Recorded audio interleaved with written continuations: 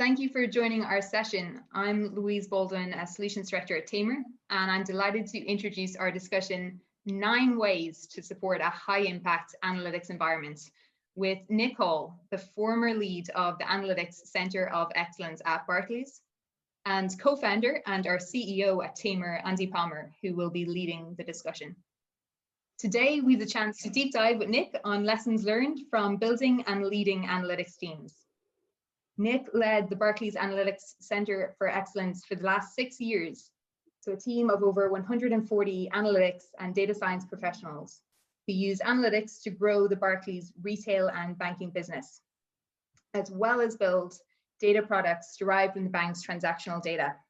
Since September, he's been helping to grow a startup not-for-profit, the Global Open Finance Centre of Excellence, that was spun out of the University of Edinburgh in the first half of next year, delivering projects that leverage financial services data for social, economic, and environmental good.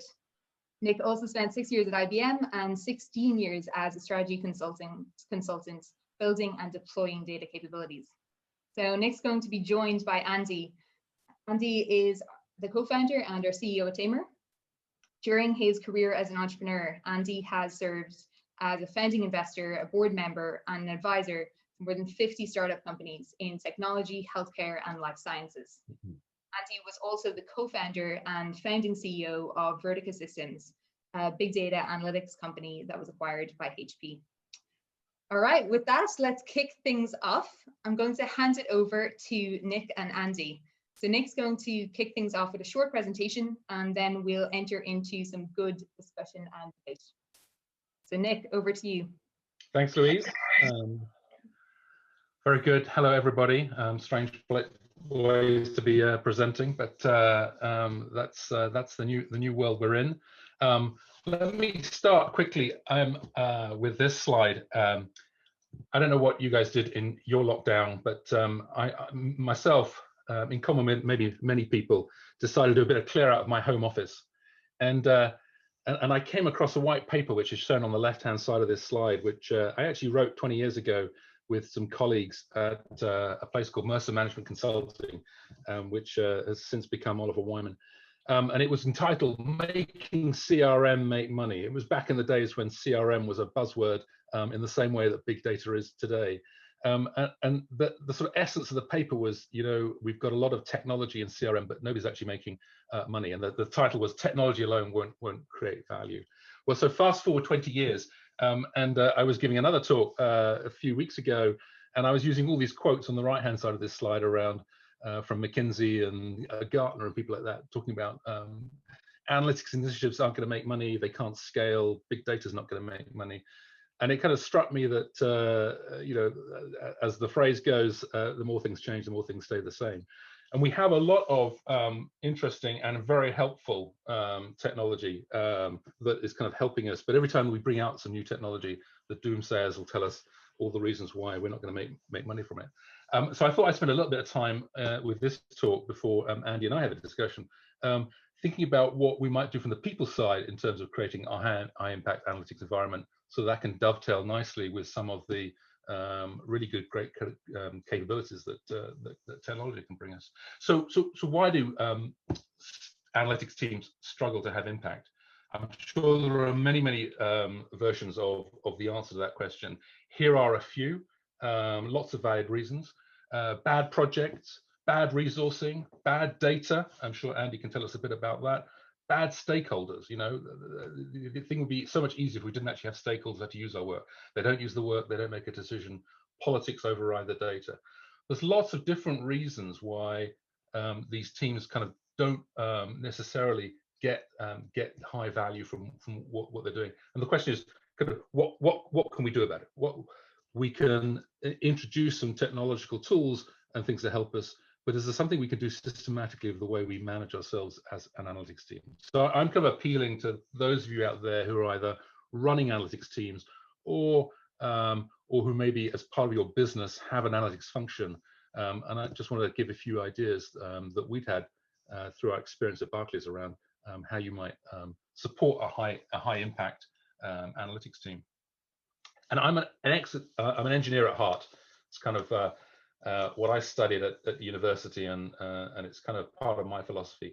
So I'm fascinated by how systems work. So I thought I'd throw together, very rough and ready, a picture of the systems dynamics of my analytics team, and it's kind of it captures some of the trade-offs and pressures that we were under, and some of the ways that the team was working. But so here is, if you like, a systems diagram of how the analytics team work. It kind of starts with doing impactful work. So one of the things I think you need to kind of head for if you want to have a valuable analytics team is prioritize the most impactful work. Sounds pretty obvious, but there's a starting point. We've got to prioritize doing the stuff that we think is most impactful. And of course, this was in a private sector. This is a bank that where I worked. But it's true of a public sector environment. It's even true of social impact.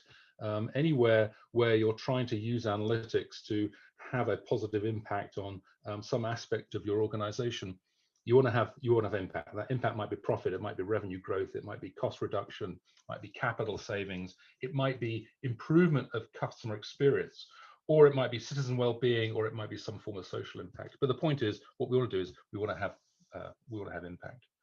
So part of the of doing that means we better measure the impact that we've created, and so measurement, pretty obviously, you don't get it if you don't measure it. What's the impact you've realized? What's the impact you've had? And I think one of the things you can do that with that, if you're within an organization, is you can kind of use that, amongst other things, to grow your team's reputation for doing high impact work, right? So if I've done good work, I can demonstrate the impact I've achieved, and I can use that to kind of grow the reputation. And why you want to do that? Well, because that means you can then take on more higher impactful projects. And that leads you around a nice little virtual circle. So there's a nice circle going on here around find the most impactful work, measure what you've done, use that to talk about what you've done, and then use that to take on more higher impact projects. One of my colleagues once described this as the pie eating competition where first prize is more pie. But that's exactly the business me and my team are in. But it goes further than this. This is far too simple for a good systems dynamic diagram. If you measure the impact of what you realize, you're going to learn fast about what works. So one of the major benefits of measuring good impact is learning fast about what has worked. And if you do that, one of the interesting things you should do and can do is drive up the productivity of your team, because you know some of the outcomes that are effective. You know what analytics leads to good outcomes. You simply learn what gets adopted and what gets used in the organization you're part of. Whatever it might be, learning fast allows you to drive productivity. And if you drive productivity, by definition, the capacity of your team goes up. And if the capacity of the team goes up, well, that means you can take on more higher impact projects, and so feed that circle. There's another benefit of measuring impact, which is if we think about some of the techniques that are coming along the line in data science, in some of the technology that's available, in some of the new tools that are available, if you really understand what's working, that gives you a much better insight into how can I raise the sophistication of my analytics. What's working? Where are the gaps? Where might I have more impact with better tools or better methodology? And actually, it's only when you really have a good understanding of what projects are working and why in your analytics environment do I think it really makes sense to start to let's throw some advanced data science at it. Let's throw some advanced analytics at it. Really, you can only start to apply that sophistication once you have a good understanding of what's working. So you can kind of raise that sophistication of that analytics. What does that do? It feeds the team's reputation, because now you have a reputation not just doing impactful work, but actually you're even smarter than people thought you were. So that kind of grows your reputation. If you grow your reputation, and here's, I think, perhaps the kicker, growing your reputation and having great impact allows you to, in a business, certainly in a business environment, to argue for investment in more people and more tools. So if you invest in more people and more productivity tools, grows your team capacity, and boom, take on more and higher impact projects. So a simple little diagram, well, not that simple now, but a simple little systems dynamic diagram that kind of shows you two or three feedback loops that were going on, I think, in the team that I was operating. And I thought we would focus on, we've only got 20 minutes, I thought we'd focus on three areas here. and just go do a little bit of deep dive into three things. So one is this idea of driving productivity. One is this idea of prioritizing the most impactful work, and the third is around learning fast. I think those are three areas where there's quite a lot of richness in terms of some of the things we were doing, and I thought you'd all find that quite interesting.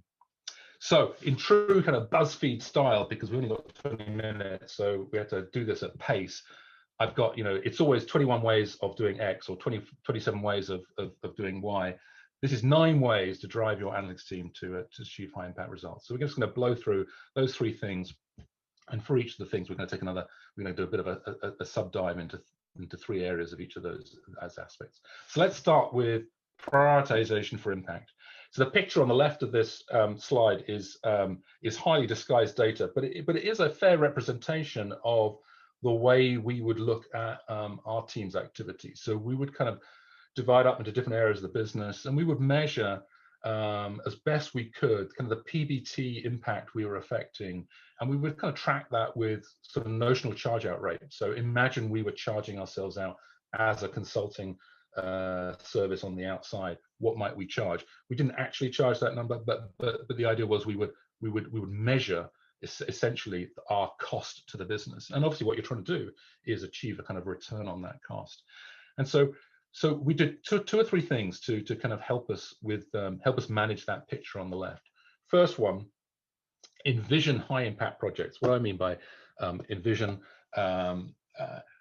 what I mean is shifting the balance of the team from a sort of reactive, the business tells you, I want to kind of do this analysis, to us actually going proactively out to the business with ideas for ways we can have impact on the business. So it's a much more of a proactive scoping and design process. And to do that, one of the things you need to do is have pretty good trusted relationships with your stakeholders in the business. So we spent quite a bit of time actually thinking about how do you build those trusted relationships. I think the other thing you need to do is, for a project to be high impact, you've got to take the project to the point at which you either make a decision, or the business makes a decision, or somebody actually does something. They make an investment, or they take a decision, or they decide to go and activate a certain segment of customers. But actually thinking about projects in terms of all the way to that point of impact was an important piece, an important step for us.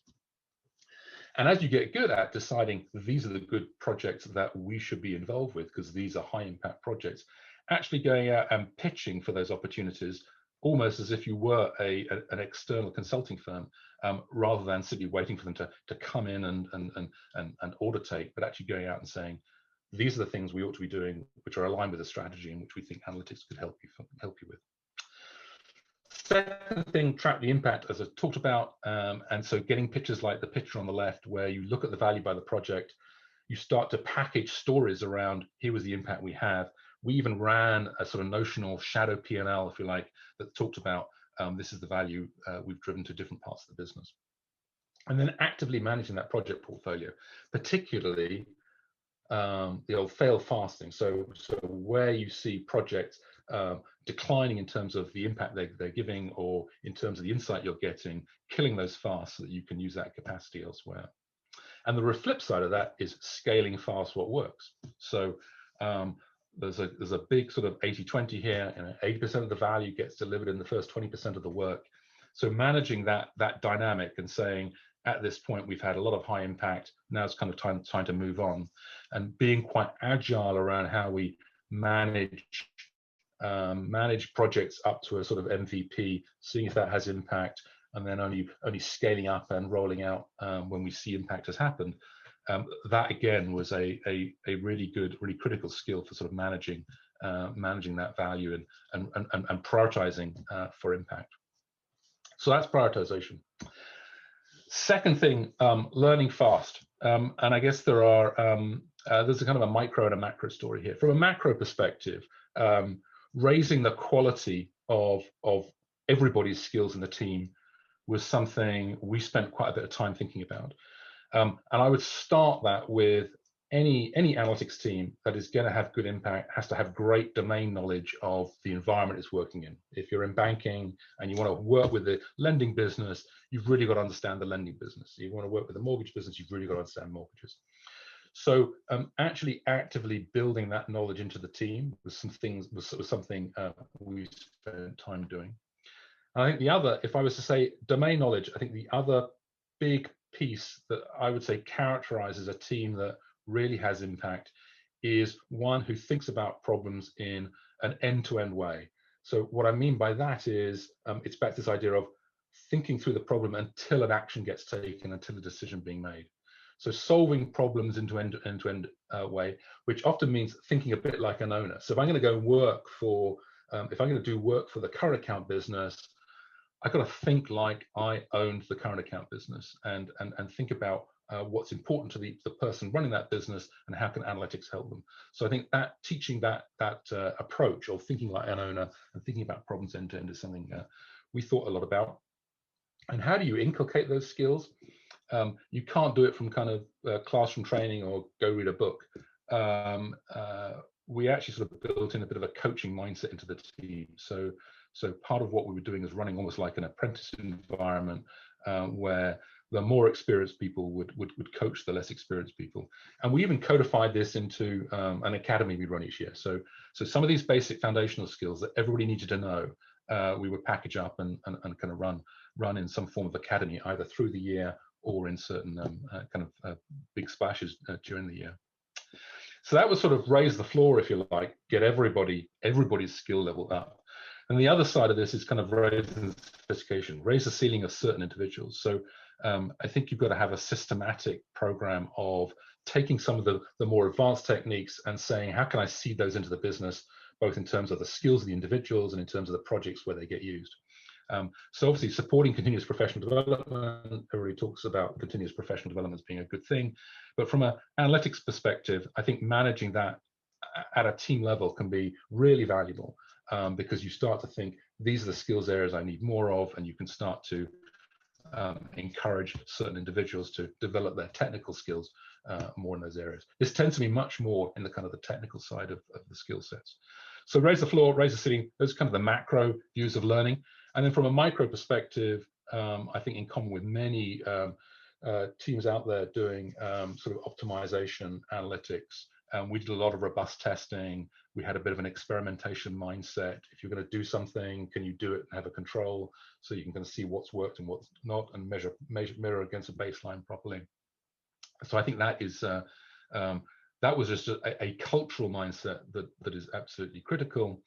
And then on a more informal basis, having kind of forums where people could share stories about projects, and then having maybe a structure like some kind of knowledge management tools where you could actually start to share projects that work and stories about projects that work and certain methodologies that work was incredibly valuable.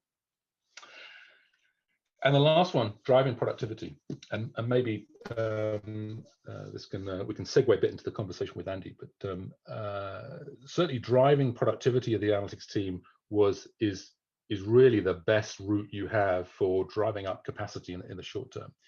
And I have the three things that we thought about quite specifically here.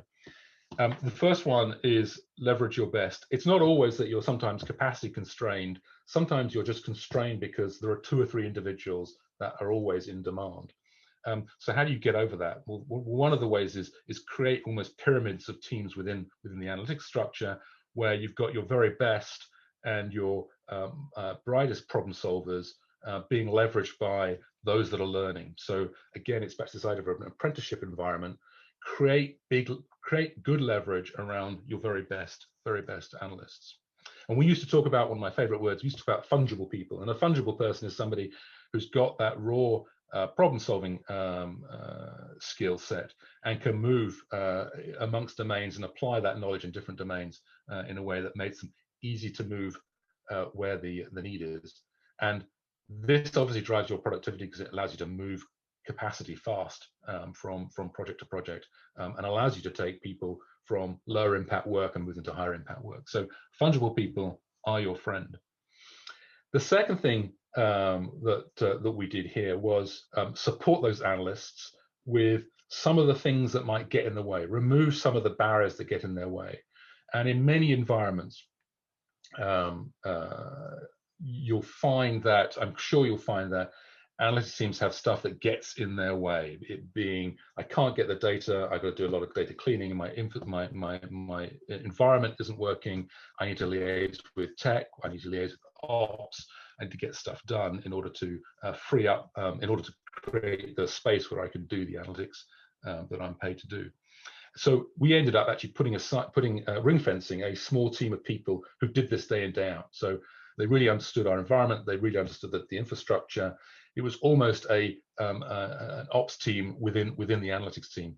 And these people both supported the tool sets of the analytics team and were skilled in thinking about how do I remove barriers to doing good work. And the third thing is finding tools that kind of focus on analytics productivity. And I deliberately mean the productivity of the analysts as opposed to general productivity. And there's a lot of tech out there, and certainly from a sort of technology and tools perspective, we looked at and considered and tested and worked with a number of different tools that helped us in our environment. And there's a lot of tools nowadays which are sort of rightly trying to democratize data and enable people to do analytics even if they're not trained analysts. And those are good, and those can help an analytics team have high impact if they kind of remove some of the low value adding work from the team. But the tools we were really interested in were ones that helped improve the productivity of the analytics population. So really focused on the productivity of the best of the best analysts. How can we do it to kind of remove low value added work, help with data quality issues, help the team get productive fast, ingest data fast, and get to the point where they're doing analytics fast. And so those items, leveraging the best, supporting the analysts, focusing tools on analytics productivity, were kind of the things that we used to, the three of the things we did to kind of drive our productivity as a team. So there you are, 9 things. Hopefully those made sense. Of course, normally if we were going on for another hour, then the real question is, well, how do you do all this? Those are that's the what. So what's the how? Sadly, I haven't got that much time, so I'm gonna skip that question and leave you with this slide. And one of the answers is the culture of the team. I think a lot of those things we embed in our culture. And as Drucker said, culture eats strategy for breakfast. It's by clearly the most powerful way you can get a high-performing team to adopt different best practices and different practices. So that's my answer to the how, but the real answer is for another time. That's it. I hope that was helpful. Andy, over to you, or rather over to us, I guess. Nick, really incredible talk, and so much content in such a short period of time. John Shank would be very proud. You're going to have to explain yourself there, but yes, absolutely. Well, Nick and I had the opportunity to go to business school together, so over 25 years ago. So lots of we have history, yeah.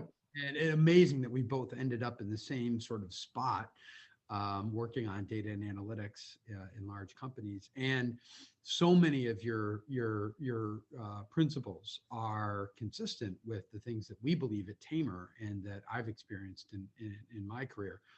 And I'd love to kick off the conversation first by talking about this idea of people being at the core of the challenge, and that the people's behavior around their analytics and how they think about prosecuting these things is so compelling that all the technology and tools kind of exist, and analytics tooling has been democratized. Everybody's got visualization tools and modeling tools, all these things. But how do we get people to actually organize around like turning those tools into real value? And one of the things that really struck me is this idea that you have to encourage people to learn fast what works and what doesn't, and then adjust. It seems a lot of the projects we get involved in, people get kind of caught up in process and dogma and want to just keep the same thing over and over again is sort of antithetical to what you described. So maybe tell me a little bit about, the experiences that you've had, doing it, and what are the kinds of things that you've seen that have failed that, are, sort of, are there patterns there? I mean, of course, I mean, there are two levels of people. There are more than two levels, I'm sure, but there are two levels of people here we're talking about, which is, and I would crudely separate them into us in the analytics team and then the stakeholders. Of course, it's never that clean, and hopefully you're working very closely with the business. So, but I do think there's getting your team to kind of be data driven, which most of them are, because that's kind of their natural profession. But then the real challenge is how do you get both the business to be data driven. And I think there were a couple of times when we actually did work where we were almost deliberately helping educate the business, and that can be very effective. You kind of have to be given permission to do that. You want to go out and say, we're going to teach you all to be data driven, that'll soon get you kicked into touch. So you've got to be careful about how you come across. But I was telling a story a couple of weeks back actually about when we first introduced this concept of test and control. So the concept of testing is a huge cultural barrier for many businesses, because the idea that I've been 20 years in this business, I know the right product when I see it, and I know the right answer when I see it. To say, no, you should surrender yourself to rigorous testing and go with the strategy that the test shows worked, can be a real cultural hurdle. So one of the things we did was we almost deliberately built a project around building in testing into a part of the business with a little bit of show and tell and executive teaching around the value of testing, why test and control works.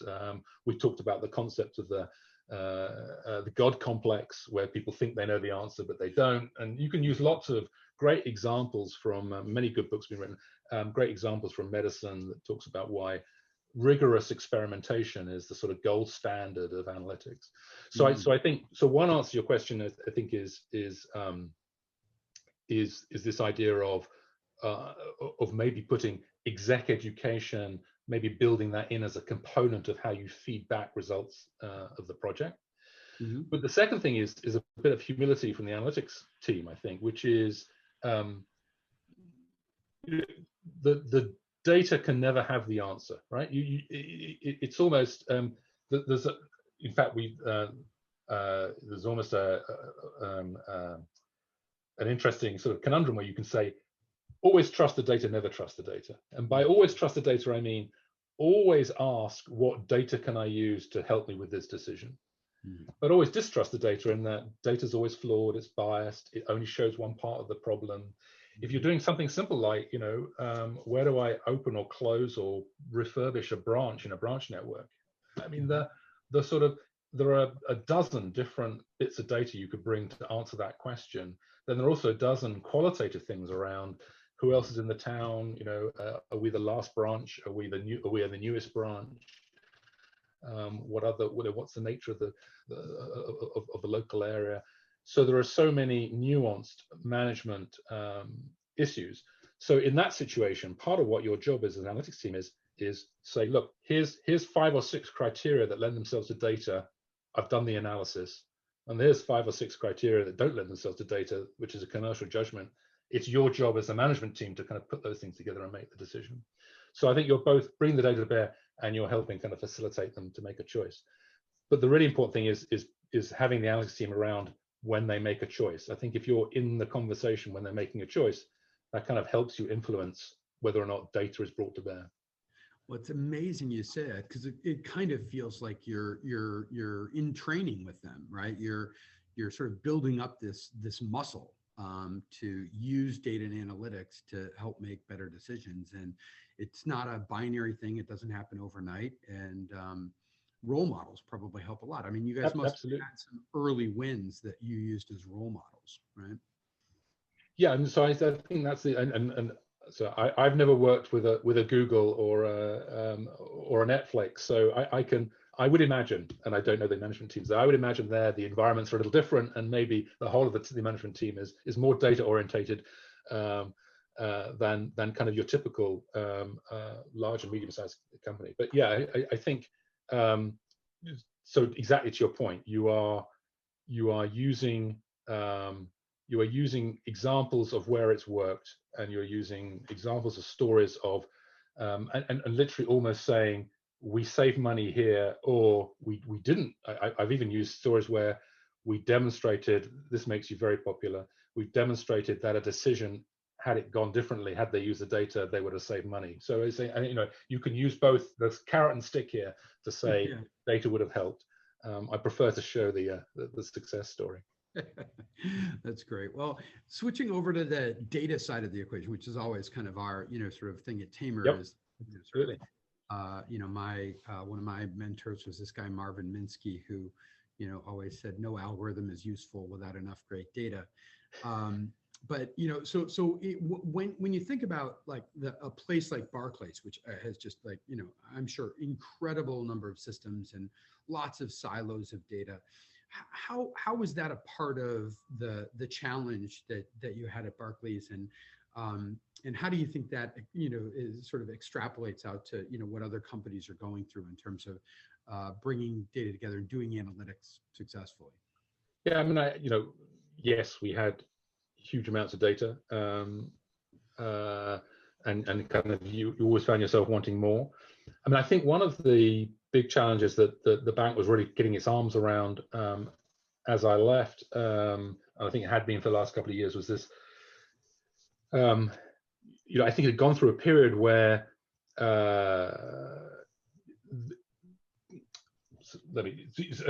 think this is something very familiar to you. So the data sits in silos, right? Mm-hmm. And the data has been optimized for running a particular part of the business. So, for example, if it's the system that opens a current account that's used by the teller in the branch, there's a whole set of data around how to run that operation. Mm-hmm. And one aspect of getting a bit more sophisticated about how you use data is you start to do things like, good heavens, we're not just a branch network. We've got telephony, we've got digital, we've got mobile. Let's start to think about, the omni-channel network. So let's start thinking about channels.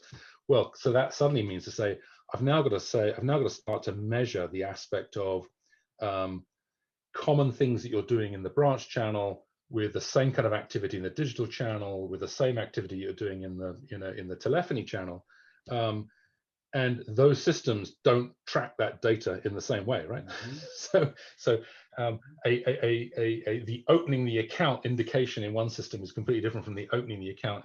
So I think we were dealing with that a lot in some of the analytics we were doing, trying to do that horizontal analytics across the business, across different businesses, across different channels, across different customer segments, and you're trying to knit together data from operational systems that was never intended to be used that way. So, but you want to do that. Yeah, it's sort of you can't build a system from scratch. Yeah, and you sort of like that. I love that idea you had, where like as an analyst, you have to sort of think as an owner of the business, think more holistically.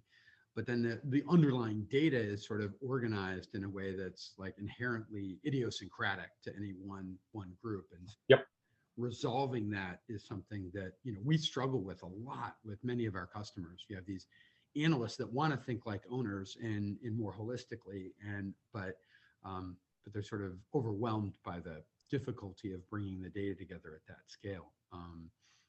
And also definitions. And I think I've heard you talk about this before, but this idea of used to laugh. I mean, here's an easy question: how many customers have you got? Yeah. For most people, how many customers you got should be an easy question, right? But of course, if you're an owner of the business, and particularly, so let's say I'm running the current account business, and I want to say how many customers are doing X. I probably don't actually want to know exactly how many customers. I want to know how many active customers, because that's probably what's important, because I'm probably thinking about something that I want to do to that group of customers, or introduce to them, or I'm worried about a change I might make. So I'm really interested in people who are very active with me. Well, I mean, that might only be a fraction of the base. Sometimes it's a surprisingly small fraction. Sometimes it's a large fraction. But the point is, somebody's got to agree what that definition is. I mean, there are multiple ways you could define what an active customer is. So you've actually got to get to a point where the management team, who may not be as interested as you and I are in the intricacies of the data, you've actually got them to put, to actually decide, you guys, you can just pick is an active customer somebody who's been, inactive for the last 3 months? Is an active customer somebody who has done 2 transactions in the last six months? It could be any of those, but the point is you need to agree.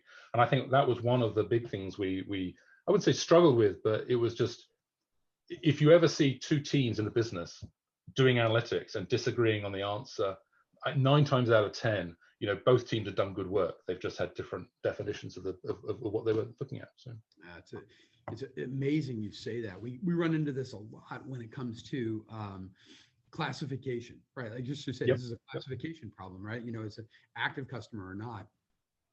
And we ran into this quite a bit when it came to parts classification and spend optimization, when you get people describing the same simple little thing in 2 very different ways. We believe they're right, and in some ways we advocate at Tamr for an approach that says, well, in each one of your systems you can call it what you like, but when we look at it overall, we're actually going to call it something that's consistent, and maintain the mapping to the idiosyncrasy in each system. So, and then presumably in large corporations, what you want is the analyst that's on the other side of the world could get access to that definition and know what it is, as opposed to exactly. And especially when you're doing traditional spend optimization, it's invaluable. But it's like there's this respect for what people call things in their own systems, in their own little world, might be okay, right? Like, and if you can get the best of both, have an integrated view and also let them keep their business running the way they do with the systems they do and the way they call things, like that's kind of the best of both worlds. And and it's possible to do now with some of these next gen techniques, like the stuff we do at Tamr. And avoid, I don't know if you see this, but one of the other topics I'd love to talk about is standardization, right? Like oftentimes people think about the way to solve these problems is standard. Well, we just have to standardize everything. And when I was a CIO, I had this thing that like, you just never got there, right? And the systems never actually became standardized, and the projects to do the standardization took a decade. And so you sort of embrace the idea you're going to live with heterogeneity. No, I think you have to. I think it's the old XKCD cartoon where there are 10 power adapters, and then we must have a standard power adapter. So we bring an 11th power adapter, and in a year's time, there are 11 power adapters out there. So each wave of standardization, you're right, just creates another variation, as opposed to often rather than creating standardization. Yeah, well, it's amazing. Like we all see these things the same way, having practiced, in the real world. And I think that one of the other things that you said that really was inspirational to me was this idea of, the humility of the analyst, and in the process of prosecuting these opportunities. I think it's very, very powerful, and maybe a real contrast to the likes of. I mean, you were a consultant for many years. The consultants come in from the outside and with a lot of hubris. And, if part of what we're doing maybe is sort of building this analytic muscle inside of these companies so that they can do a lot of the things that they would have hired Mercer or absolutely to do, that, building some humility into that, it's a real differentiator from hiring the overly confident external analysts. Well, but it's funny you say that, because so I think the humility and that sort of be humble, build trusted relationships with the business was something I took from my consulting experience, and I think that is the consultant has to be arrogant in a way, but I mean only arrogant in the sense of I know some things that could be valuable to you. But if the consultant from the outside doesn't build trust, an advisory trust relationship with the client, they won't get any work. And so to a certain extent, that was one of the skills I think we did develop. We did develop quite a good muscle around building an advisory relationship, which means having, for example, it means having a shared agenda with whoever you're working with in the business. And that's not always easy because there are politics in business. And in fact, the flip side is sometimes, and I think, sometimes internal analytics teams can be quite arrogant, because if you've been given the mandate that all the analytics, you do all the analytics, then there might be a tendency, I'm not saying this is, but there might be a tendency to say, well, we're the analytics guys and we say this is X, so that's the answer you're going to get. And equally, you might also say, well, I work for the CFO, and believe me, the finance agreed answer is X, so take it or leave it.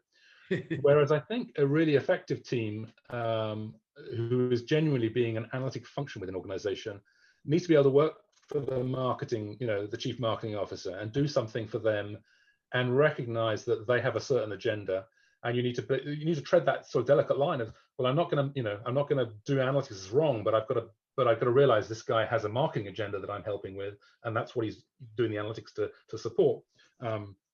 And I might have a different agenda from say head of product.